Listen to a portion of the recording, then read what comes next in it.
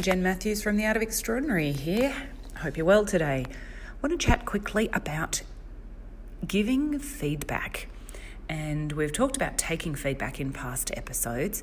And today is very much focused on developing and upskilling people when there's a lack of awareness or a mismatch of thinking that is going on in communication.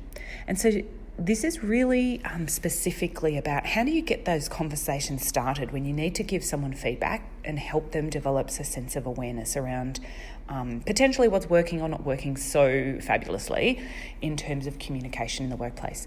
So a couple of great starters that I love using are, may I give you some feedback? Are you open to feedback?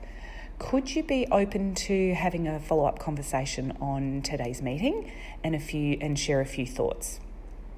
They're just a couple of key little phrases that I like to use as starters. And then sometimes depending on the depth of relationship that you actually have with that person, dive right in, okay?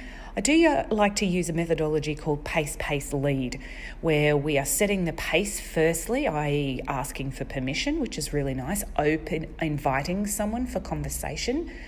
Then sometimes you actually do need to take the lead and say, hey, listen, want to follow up on today's meeting, found it really uncomfortable, seemed like there was a bit of tension, might be my perspective only, however, can we please have a chat about that? Are you open to some feedback? Sometimes I feel like we might be on this different page.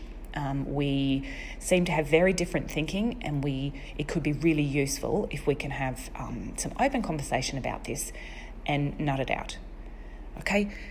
A couple of examples there. So it's very different, but the most important thing is that you dive in, that you actually start the conversation, because I find the starting bit is actually the most tricky when it comes to giving feedback. And there's a ton of different models. You look online, Google giving feedback, you'll see there's a lot of different models to use.